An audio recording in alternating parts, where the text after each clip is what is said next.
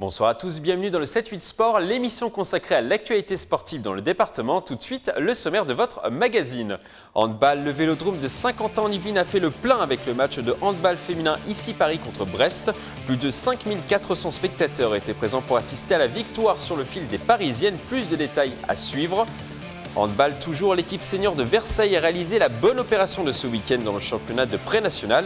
Les hommes de la Cité Royale se sont imposés contre Draveil et accentuent leur avance dans la course au maintien. Le résumé dans ce magazine. Ultimate, le club zérogène de plaisir a fêté ce week-end ses 20 ans. Pour célébrer cet événement, les plaisirois ont profité de la 13e édition de leur tournoi local baptisé Zero Pen. 8 équipes et une centaine de joueurs sont venus de la région francilienne pour participer à l'événement. Gros plan à présent sur les principaux résultats du week-end dans le département.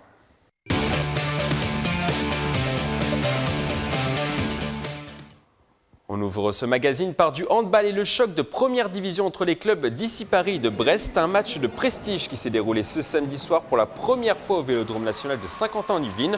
Poussés par plus de 5400 spectateurs, les Parisiennes ont réussi à arracher la victoire 24-23 après avoir été malmenées pendant les 30 premières minutes. Au classement, ici Paris s'empare de la 2e place devant son adversaire du jour. On écoute les réactions à la fin de la rencontre. Très heureuse.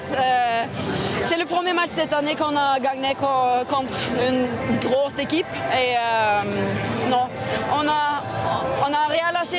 C'était trop bien. Ne sois pas surpris. Je pense que ce soir, c'était de la même chose de part et d'autre. Ce qui fait la différence, c'est qu'ici, à mieux gérer les temps faibles et ils ont mis les ballons qu'ils avaient à mettre au fond. La performance était également dans les tribunes. Les dirigeants d'ici Paris ont réussi à remplir en intégralité le Vélodrome de Saint-Quentin-en-Yvelines avec plus de 5400 spectateurs pour ce match délocalisé. Une première pour la structure depuis les championnats du monde de cyclisme sur piste en 2015. Retour sur cet événement, les images sont signées à Nicolas Dandry.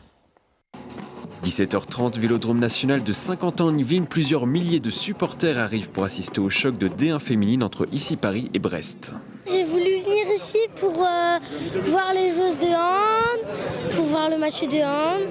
On est là parce qu'on a 2 joueurs de hand et que voilà, c'est un événement dans le coin qui est super sympa, donc on y vient en famille.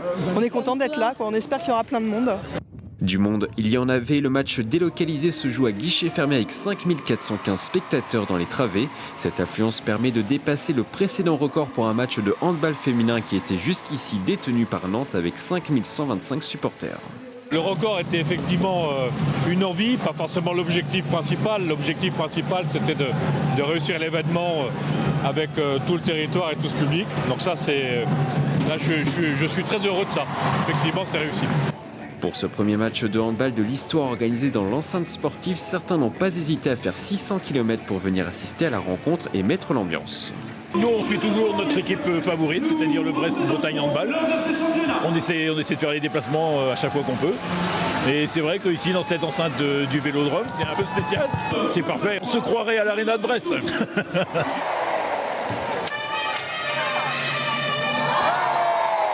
Ce supporter de Brest avait moins le sourire à la fin de la rencontre. Le match s'achève avec une victoire au forceps d'ici Paris contre les Bretonnes sur le score de 24-23. Selon les joueuses parisiennes, l'appui du public a été primordial dans ce résultat. Franchement, une grosse salle, bonne ambiance et je pense que c'est grâce à Saint-Quentin qu'aujourd'hui on a réussi. Et franchement, on avait à cœur de bien faire ici sur le stade Vélodrome et montrer qu'on a des très belles salles à Paris. Vu le succès rencontré cette année, le Vélodrome de Saint-Quentin-en-Yvelines et le club d'ici Paris envisagent déjà un second partenariat pour l'année prochaine. Cela mérite bien un clapping.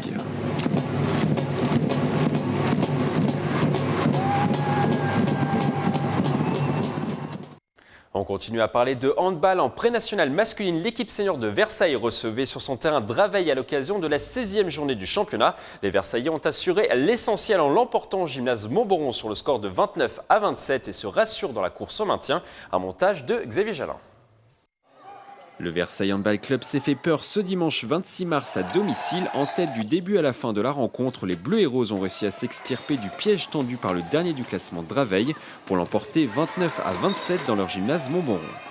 On a mené tout le match, donc on mérite de cette victoire, mais on s'est fait peur. C'est pour ça que je dis soulagé. On menait de 5 buts à 4 minutes de la fin.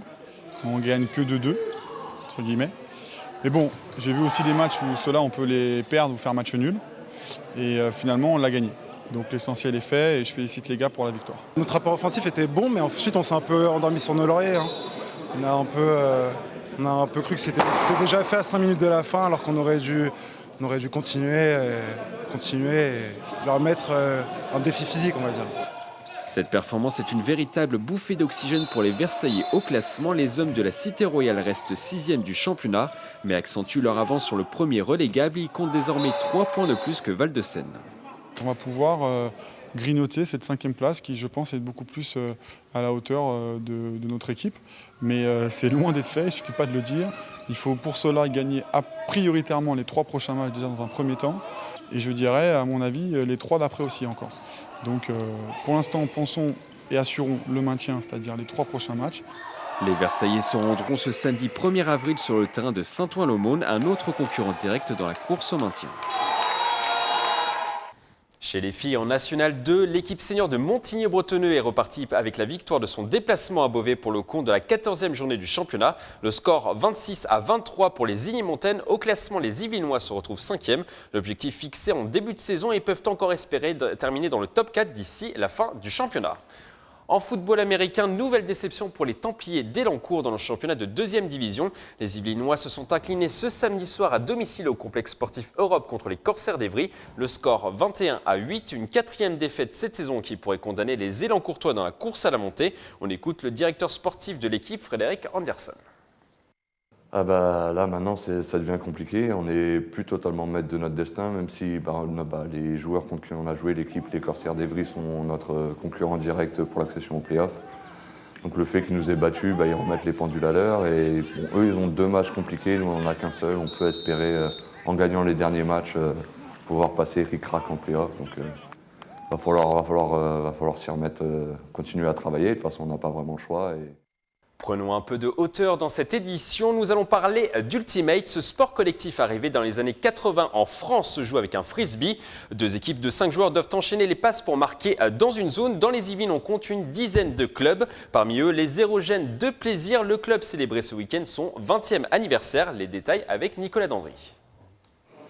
Les Zérogènes de Plaisir prennent de l'âge, mais aucun complexe de vieillesse pour ce club d'Ultimate fondé en 1997. Depuis cette date, cette activité attire de plus en plus de licenciés. À la base, le club comptait une dizaine d'adhérents, mais a tout de suite participé au championnat. Et cette année, en 2017, il en compte plus de 50, environ 54 adhérents, 40 adultes et environ 15 juniors.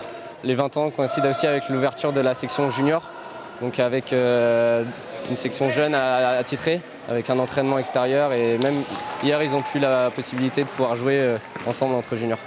Ça fait 12 ans que je suis dans le club. C'est vrai que c'est émouvant de voir qu'on arrive aux 20 ans. Maintenant, on espère, comme je vous disais, beaucoup plus. On arrive à avoir de plus en plus de licenciés. Le sport commence à se faire connaître également, donc c'est plutôt que du positif. Pour fêter leurs 20 ans, les Plaisirois ont profité de la 13e édition de leur tournoi local, baptisé Zéro Peine. 8 équipes, une centaine de joueurs venus de la région francilienne. Un niveau assez relevé, notamment avec les Tsunamis du Loing de Nemours, finalistes de cette compétition. Nous, on est une équipe avec certains joueurs qui jouent depuis de nombreuses années, d'autres plus débutants. Et le niveau est bon, on verra pour la finale. Finalement, les Tsunamis du Loing se sont inclinés face à l'équipe expérimentée des Moufles d'Or. Plaisir termine avant-dernier du tournoi. Un résultat anecdotique, les Zérogènes ont célébré leur anniversaire sans aucun complexe d'infériorité. On ouvre une page voile. Il a permis de sauver 51 enfants pendant son dernier Vendée Globe grâce à des j'aime et des partages sur sa page Facebook. Et le skipper versaillais Tanguy de Lamotte compte pas s'arrêter là pour promouvoir l'association Initiative Cœur. Le navigateur de 38 ans et son équipe ont tissé sur le premier étage de la Tour Eiffel un monocoque de 18 mètres et de 8 tonnes. L'occasion de promouvoir l'association jusqu'au 10 mai sur le plus célèbre monument parisien. On écoute le sportif. Une première fois qu'un bateau vient sur la Tour Eiffel, donc une première mondiale. C'est venu d'une rencontre avec les gens qui gèrent la Tour Eiffel et puis les gens du projet. Donc voilà, on s'est dit c'est un beau défi qu'il faut qu'on relève ensemble et voilà, on avait ce bateau-là qui était disponible pour venir et c'est vrai que c'est assez extra pour boucler notre projet Vendée Globe. On continue à parler du Versaillais Tanguy de la Motte, cap à présent sur les projets sportifs du skipper. Après avoir abandonné sur le dernier Vendée Globe, le sportif veut renouer avec des résultats dignes de son standing. Nous avons posé 3 questions au navigateur sur son avenir à l'occasion d'une soirée sur la Tour Eiffel. Regardez la séquence. Là, surtout, on achète un bateau plus performant, donc les objectifs vont continuer de progresser. Là, la dernière fois, je visais de faire le tour du monde en 80 jours. Et Jean Le Cam, qui avait exactement le même bateau que moi, a terminé le Vendée Globe en 80 jours. Donc je ne m'étais pas trop trompé, sauf que je n'ai pas eu la chance de terminer. Et la prochaine fois, on verra ce que nous amène ces 4 ans de développement sur ce nouveau bateau et de savoir à peu près quel rythme on peut boucler ce Vendée Globe. Mais Jérémy Bayou a mis, je crois qu'il a mis 78 jours ou 74. Donc voilà, c'est des beaux objectifs, mais en tout cas, l'objectif toujours numéro 1 sur ces courses-là et surtout sur le Vendée Globe, c'est de terminer. Les prochains objectifs, c'est d'avoir 4 ans, une campagne de 4 ans jusqu'au prochain Vendée Globe. Ensuite, l'année prochaine, ça sera la Route du Rhum, en solitaire jusqu'en Guadeloupe. Et de nouveau, en 2019, la Transat Jacques Vabre en double. Et pour finir, en 2020, l'apothéose, ça sera le point d'orgue de ce projet. De nouveau, le Vendée Globe en solitaire, le tour du monde sans escale et sans assistance. Là, je repars avec Samantha, avec qui on a fait la Jacques Vabre en 2015. Donc on se connaît un peu plus que la dernière fois. Et donc on va capitaliser là-dessus. C'est aussi le fort de ce projet-là, de repartir sur 4 ans avec une équipe qu'on a vraiment voulu garder. Et après, oui, il faut avoir confiance l'un dans l'autre, se respecter, se surveiller aussi un petit peu pour le terme de sécurité. Et puis ensuite avoir les mêmes objectifs, donc là d'aller le plus vite possible, de se faire plaisir sur l'eau et de ne pas rentrer dans une spirale négative malgré des potentiels problèmes. Et ça, on peut compter sur Samantha pour être positive.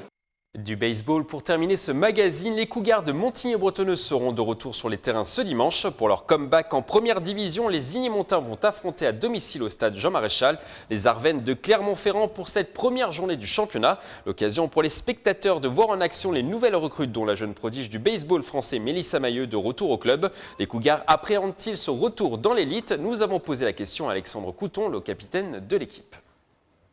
Non, la dernière, ça ne nous fait pas peur, on connaît déjà. L'année dernière, c'est notre objectif, donc on était déjà préparé mentalement pour ça, donc pas de problème là-dessus. L'objectif, c'est de finir entre la 4e et la 6e place. Donc voilà, éviter le barrage pour descendre et accrocher une place en play-off sur la première année. Ouais. C'est la fin de ce 7-8 Sport. Merci de l'avoir suivi. On se retrouve lundi prochain pour un nouveau magazine. D'ici là, passez une excellente semaine sportive. Très belle soirée sur TV Fil 78.